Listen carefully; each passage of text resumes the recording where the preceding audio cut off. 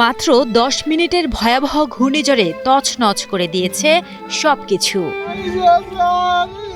প্রলয়ঙ্কারী ঘূর্ণিঝড়ে ঘরবাড়ি, দোকানপাট, গাছগাছালি সহ ব্যাপক ক্ষয়ক্ষতি হয়েছে সুনামগঞ্জের শান্তিগঞ্জ উপজেলার সবকটি ইউনিয়নে। মাথা গোজার ঠাইটুকুও হারিয়ে কান্নায় ভেঙে পড়েছেন হতদরিদ্র অসহায় মানুষগুলো।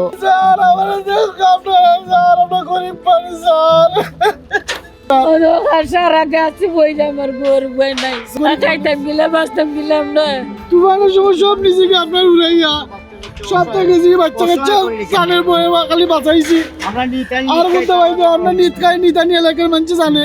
এ জেলায় রবিবার রাত 10:40 থেকে শুরু হয় ঝড়ো হাওয়া। 10 মিনিট পর এই বাতাস রূপ নেয় প্রলয়ঙ্কারী ঘূর্ণিঝড়ে, যা চলে 11টা পর্যন্ত। মাত্র 10 মিনিটের ভয়াবহ ঘূর্ণিঝড় নিঃস্ব করে দেয় শত শত মানুষকে। খুব অসহায় আছি, আমরা সব লেগে গেছে। আমরা এই বাচ্চা ছেলে একবার আমরা অবস্থা নাই। জীবনে এরকম তুফান দেখছি না স্যার। রাতের 11টার সময় গুণ্য হইয়া কামরুবদুল্লাহ সদরপুর গ্রামের কোটা গড় বাড়ি প্রচুর ক্ষতি করে গরু বাছুর মানুষের ফাটা চিরা ডাক্তার লইয়া মেডিকেল লইয়া যাওয়া লাগে। প্রবল ঝড়ে ভেঙে পড়েছে অসংখ্য বৈদ্যুতিক খুঁটি। সেই বিদ্যুতের তার পেঁচিয়ে আছে রাস্তা, ঘরবাড়ি সহ মহাসড়ক। এতে বন্ধ রয়েছে সিলেট সুনামগঞ্জ আঞ্চলিক মহাসড়ক সহ চলাচল উপযোগী প্রায় সবকটি সড়ক। সেই সাথে অসংখ্য বৈদ্যুতিক খুঁটি ভেঙে পড়ায় বন্ধ রয়েছে বিদ্যুৎ সরবরাহ। হঠাৎ করে একটা আইয়া হঠাৎ করে কোনটা বোঝা গেছে না, এমন সময় আইছে বাতাস তুফান কি কইমু হওয়ার মতো নাই। ওল বাচ্চা কাচ্চারে কি করবো, বাচ্চা একটা হঠাৎ করে বাচ্চা কাচ্চা দুই আঞ্জামে ধরছি, ধরার মতো এমন নাই সালঙ্কর ধরে হারাইছি তারে। এমন ঘূর্ণিঝড় আসছে মানুষের গড় বাড়ি 1 মিনিটের ভিতরে হাওয়ায় উড়ে লিয়ে গেছে। তখন বৃষ্টি আইছে হালকা, আমি নিজে দেখছি আমার পাশের বাড়ির আলিমুদ্দিন মইমুদ্দিন এরা বাচ্চা চলে চোখে চলে আসে, আমি নিজেকে বিচ্ছা এরারে বাঁচাই আনছি। খাওয়া দাওয়া তো দূরের কথা, গড় বাড়ি লইও মানুষের আশ্রয় স্থান নাই। প্রবল ঝড়ে আহত হয়েছেন অনেক নারী, পুরুষ ও শিশু।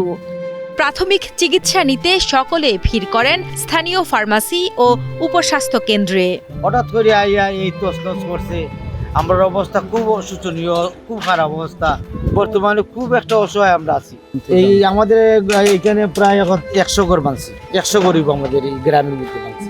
এছাড়াও ক্ষতির সম্মুখীন হয়েছেন অসংখ্য ব্যবসায়ী। তবে ক্ষয়ক্ষতির পরিমাণ তাৎক্ষণিকভাবে জানা যায়নি। যাদের ঘরবাড়ি ক্ষতিগ্রস্ত হয়েছে তাদের বেশিরভাগেরই ঘুরে দাঁড়ানোর ক্ষমতা নেই। আর ক্ষতিগ্রস্তের তালিকায় হতদরিদ্রের সংখ্যাই বেশি। তাৎক্ষণিকভাবে এসব মানুষকে সরকারিভাবে সহযোগিতা করা প্রয়োজন বলে মনে করছেন স্থানীয়রা। তোরা ঘোরা নাছিল সব ভাঙ্গা পড়ি, গরিব গরিব যা আছে মানে অবস্থা নাই একবারে। আল্লাহ তাআলাই ভারতের মালিক।